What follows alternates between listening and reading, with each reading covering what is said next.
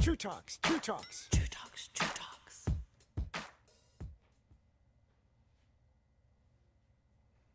Welcome back to the show. This is True Talks, and my name is Jasmine.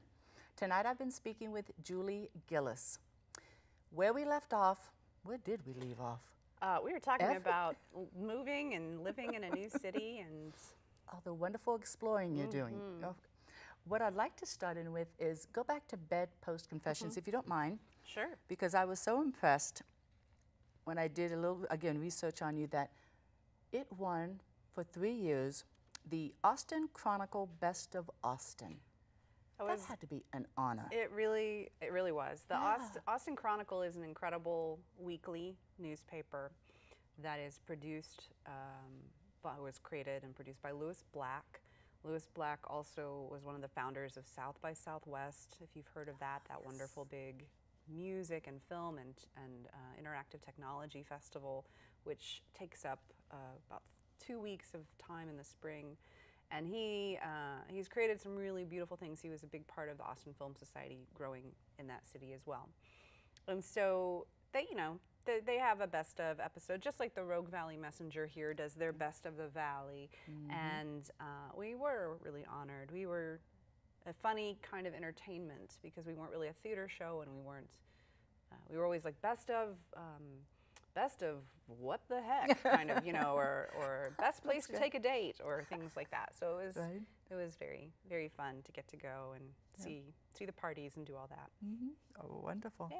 And also wanted to mention, you have a book on Amazon. Yes, Bedpost has a book. It's an anthology of the first 5 years of stories that were told on our stage. So it's really, really nice to get to read those pieces and read the confessions, because we've included those in the book as well. When you go to your website, you do have that little the cards are flashing and they change to different confessions, which I thought was very interesting. Some are very, very bawdy. Some of them are very interesting. Yes. It's like, okay, I wouldn't have thought of that. Yeah. But I mean, the confessions to me are kind of they're really fun, because people might use that platform to brag about conquests or exploits. And I don't mean conquest in the non-consensual way. I mean that in the look at what I'm doing kind of way. But a lot of them are questions, and a lot of them are fears, right? Like, I'm inadequate in some way, based on their body or their prowess or whatever they think. And so people, all of us are really, really, really nervous about doing sex right. I was too young, I was too old, I'm too tall, I'm too short, I'm too fat, I'm too thin, I'm not pretty enough, I'm not handsome enough. I don't have too many lovers, not enough lovers. So there's a lot of insecurity. We can take an eraser and erase those and just start over. I wish. I mean, we all try, but I think it's hard to undo that damage. Yeah, it is. It takes a while. It does. When I was also reading your blog, you shared some about your mother, and I wanted to ask you the time of the day, where you are today. What's the legacy that your mother's left you? Well, my mother is an incredibly independent woman. She married late in her life, 35, and at the time that was an older marriage. She had me at 41. And she was just very fiercely feminist and very fiercely FDR Democrat, Yellow Dog Democrat, socially focused. And I think a great deal of her legacy that she's left me is my interest in social justice in politics, right? So a very humanistic look at how we need to live in this world.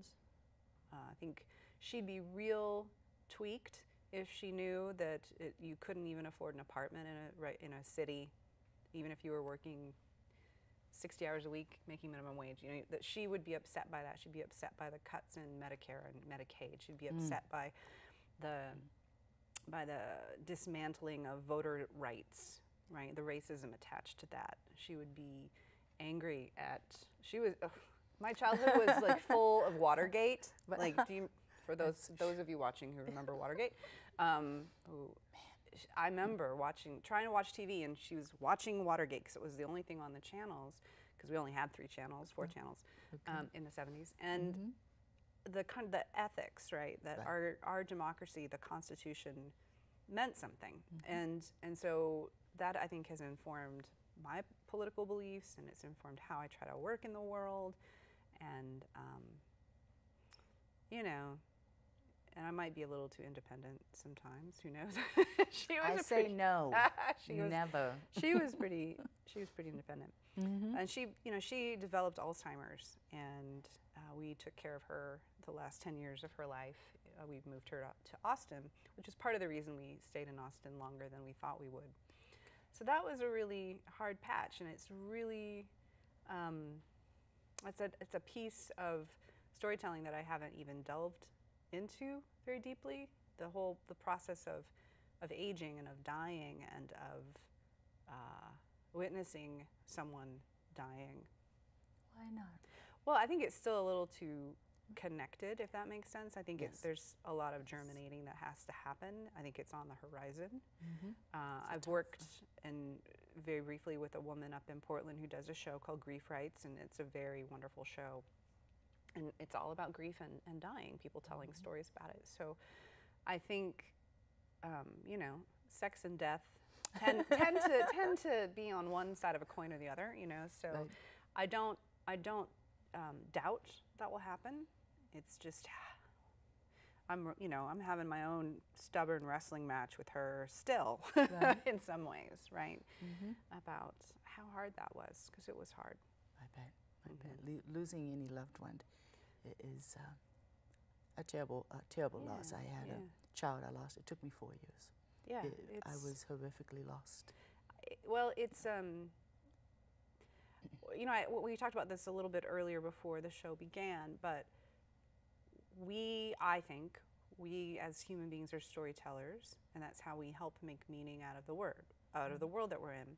And so if you think there's going to be a particular story, and then the story derails, it's hard to know how to live a new story if you don't have a narrative for that. And so losing a child, or losing your house and your job, or a crisis, you have to then rebuild what that narrative is. And the only way then people can follow you, right? Because then they can see that you did it. And it's possible. Right. I'll get through it. Right, and that to me is what the storytelling process is so powerful with Bedpost, is that people in the audience will watch and hear these stories, and they'll be like, oh, I'm not the only one who was worried about that, or who did that stupid thing, or who likes that weird sexual act, or whatever it is. And I'm okay. I'm okay. Yes. They did it, I can do it. Forging a trail, and so Melissa, who does Grief Rights, I think is forging a particular trail, and I'm happy to follow that trail for a while until I'm ready to tell those stories, right? And I think it helps people learn how to be. Yeah. There are a few pieces that when I was reading your blog, that I really liked. They resonated with me on this edgy way of having voice. I loved the way, and I believe this is what happened, you introduced yourself on your blog to Seattle when you were 22. Is that correct? Well, I wrote the piece when I was 22, 23, and then once blogging was invented, it took a while for the internet to catch up, I guess, with that, and then I put it up on the web then. Yeah. Would you read that for us? I love it. This is a piece called Seattle, and it was written back, it's like 1994 or something like that. Curved and tall and dark, glinting wet rain and unending darkness. Night that came in afternoon, and sun that outlasted dawn. I was full of a fear I'd realize after the fact. Me, 22 and scared like happiness, finally breaking out of a Georgia prison, meeting drag queens in the hallway. This city took me in hard and silent, me, a duckling without a mother. This city that was glossy and black at night with neon like blown glass. A salty, delicate sea creature, vaginal and open, blown by rough men with calloused hands. This city with grit grit-filled longing and cobblestones and salmon. Driving around the shiny wet night alone, so alone. This is the city that made me, in the dark, in the sideways shadows of fall, in cherry blossom snowstorm of spring, in stained fingers and in black boxes, in journals, old paper, and weeping. There I gave birth and grew into myself, even though I didn't know it until now. You just have a beauty and a flow with words. You really do. It was vivid, and I saw the picture, and I watched the movie the whole time. That's really nice of you. That is That's wonderful. really kind. Now the next piece. Could you introduce it? Tell us a little story about it? Yes. So this was after I had children, and I think like when you see people grow up and have kids and have lives and careers, you think, oh, that looks so great, so wonderful. It's going to be so fun to get married and have kids and do all this. And then when you're doing it, you're realizing how much work it is and how exhausting it is and how you can't complain about it to anyone. And so I think I might have had a whiskey and written this. That's probably what happened. And this is just the intro to it, Yeah, because afterwards you do go and allude to the weight and different things. All these different things. So this is called Pour It Out. Did you ever want so badly to just pour out all the words that are feelings stacked like swallowed gods inside you? Rock-like, taking up space, the feelings are. They're feelings of doubt and shame and sadness and anger, and they have names like mother and oil changes and work. And there's this weight that pulls each of your once light steps down firmly into the earth, where your toes get dirty no matter how clean you try to keep them. And you know you can't pour those words out. Everyone has them. No one wants to hear them. I will pour it out, though, because this is my space, and no one comes to visit, so I get to pour out the feelings I'm having now. But apparently someone did come to visit. And read the blog, so. I hope I didn't intrude. No, I don't. Okay. I have no idea. You know, blogs have those things called stat counters, so you can see how many people visit you. Oh, okay. And when blogging was first happening, it was like so exciting because you'd be like, I'm gonna put up a post. Right. You'd wait. And there'd be like no numbers, like no one's reading. So you're like, I'm just gonna write whatever I want. Yes, that's what you would do. Oh, I thought it was just amazing. I like the way you can write what you feel. You can express it. The one other piece I'd like to go to is Spiral. You've been going through a lot in that one. It really resonated, I'm sure, with so many women. Now, I've passed that stage. I am not menopause. I'm done. I'm free. Am I dead inside? Have I given up? What happened? Something, I'm not sure the process. You're entering crone status. Is that what? Oh, that sounds old. No. If you think about the archetypes of the goddess, the maiden, and the mother, and the crone.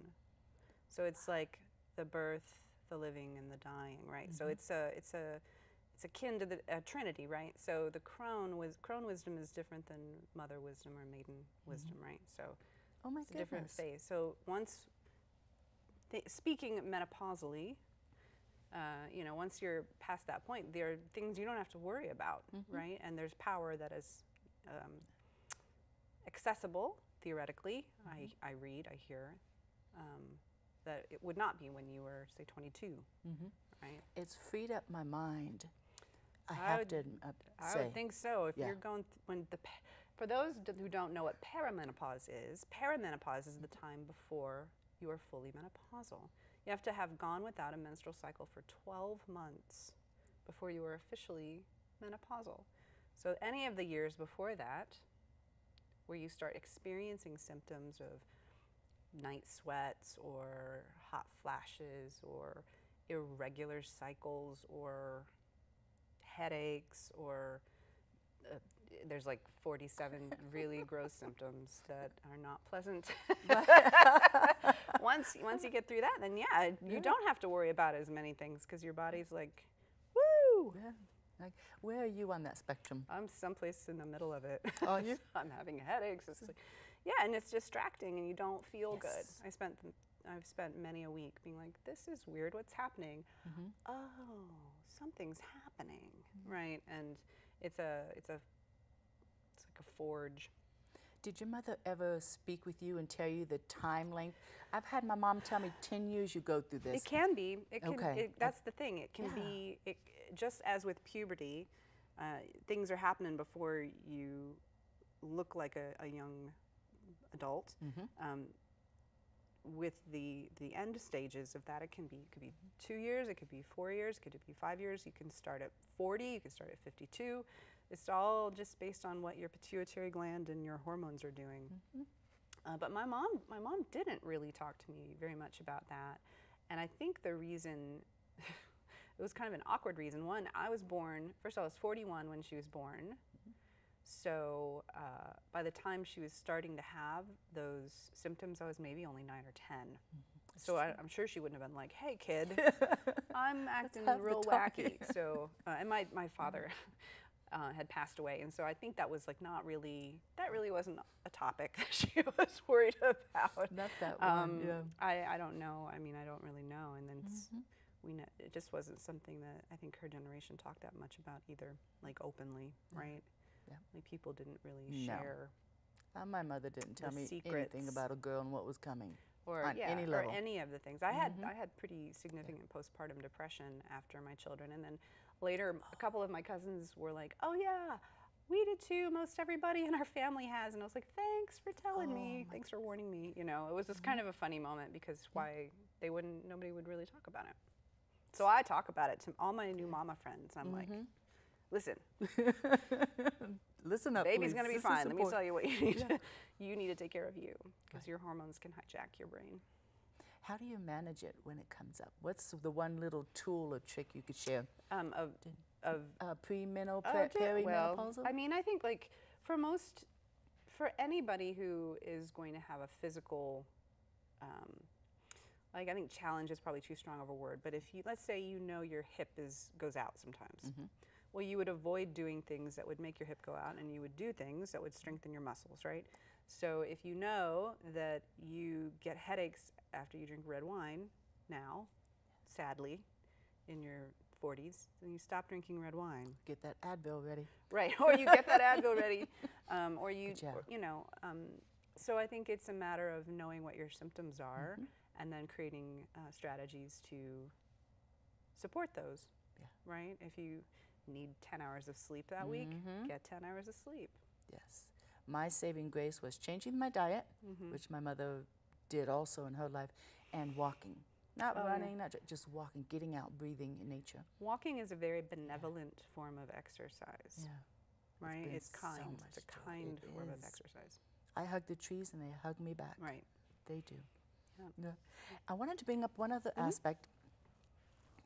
You're very passionate about, when we talk, and I was wondering about, what the direction would be of some of the questions. You mentioned sexual rights, feminism, storytelling. This one was interesting. Resistance. What's that passion behind resistance? We're not going to resist, are we? We're going to be okay? No, I won't talk to you. I think that,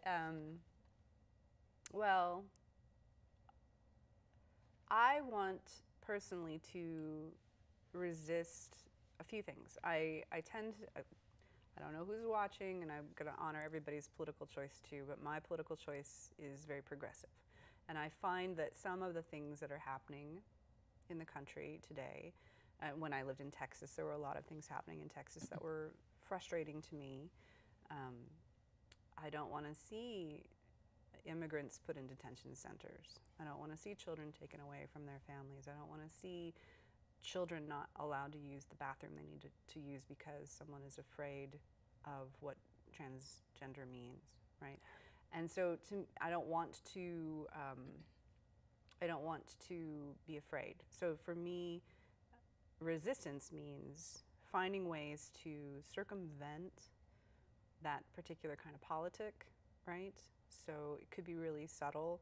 It could be writing more poems. It could be performing more. It could be trying to get people to talk about something in a meeting where you don't know where people's belief systems is, but just sort of standing up for the thing that you believe in a gentle way. And I think that, this horrible situation that happened up in Portland with one of Ashlyn's own sons Asha Deliverance's son, Talishan, who was killed on that the Portland Max train. Did you hear about this? I did not. This was just recently, and it was related to, he stood up for someone who was being bullied by a white supremacist, someone who did not want a Muslim on the train. Another man died too, and who was named Ricky Best. He lived in Portland, and so they did a very simple thing. They tried to get someone to calm down. Hey man, it's cool, calm down. Let's keep things really relaxed here on the train, and they died for it, right? And this is a huge move in our country. My goodness. Right? Or the gentleman who it just, things are happening. So I think, like, how do we resist fear? How do we resist hopelessness? And I tell you, that's hard, right? I find it hard.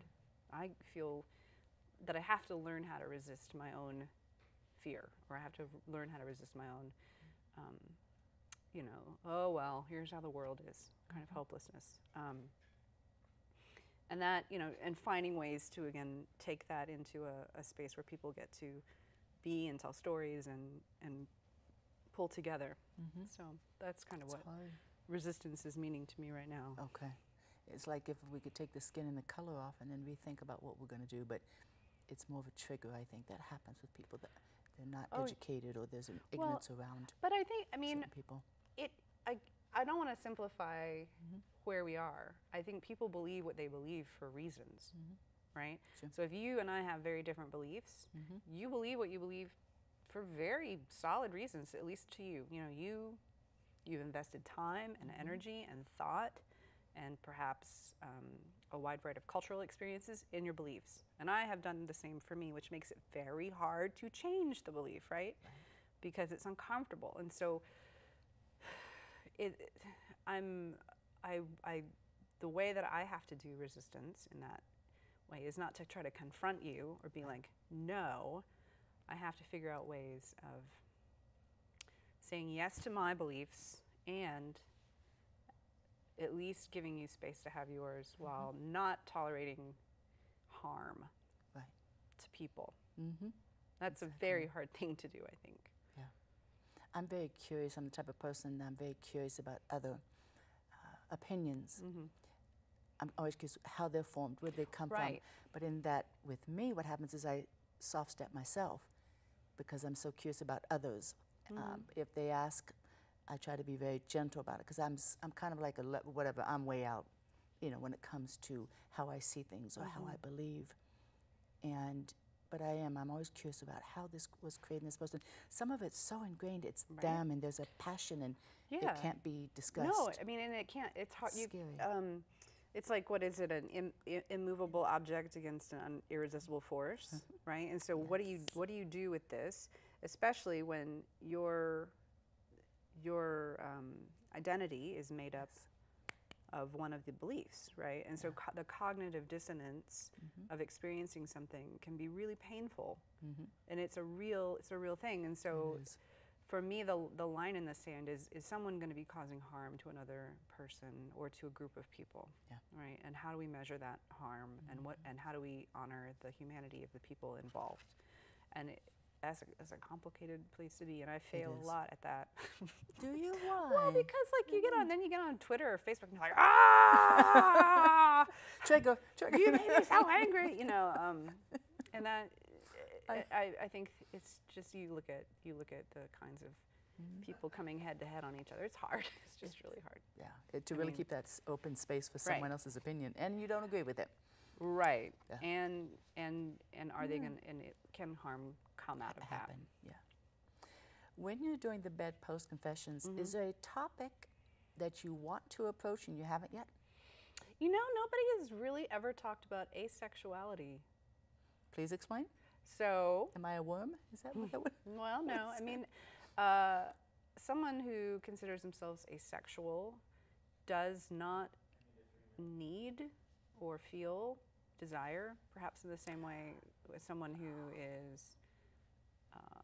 really passionately sexual, right? So if they want, maybe they want to go on a date, but they don't want to kiss, or they don't want to have sexual connection in that way. And so it can be really hard for a person who is asexual to go out on dates, because like if you're expecting that and wanting that and I am not, then we're going to eventually come to a point of no return.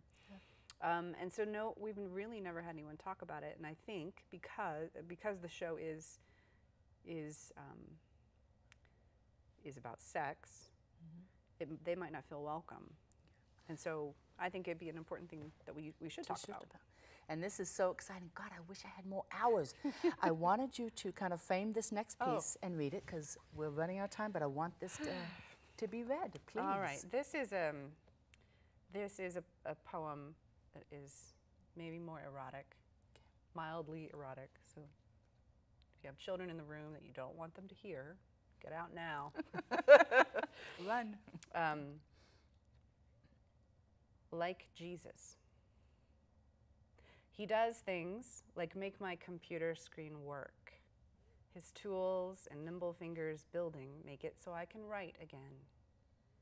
He does things like stare straight ahead, sacrificing grins as I sing Lionel Richie from Endless Love and ask, should that be your ringtone, honey? He does things like make me see God between my legs as he rests there, and we are not unlike a church. Wow. There's layers in that one. And you hit on a religious aspect, but I love for me it's because it resonated in a way that it's all here in a simplified way, but it's more passionate than that. Well, I think what I like about the poem is that it's about layers of a relationship too, right? There's a lot about being in a long-term relationship with someone and all the things that you share that endear them to you, and that can be something very simple, right? Or something very powerful and earth-shattering, right? So this has been wonderful. Julie, you are very interesting. The most interesting thing I've run across, but it's a powerful thing. I love your essence. I love your vibration. If I can do anything to help at any time, let me know. Well, back at you. Thank you. It's been wonderful. This is True Talks. Thank you for joining us. I am always sending you love. True Talks, True Talks. True Talks, True Talks.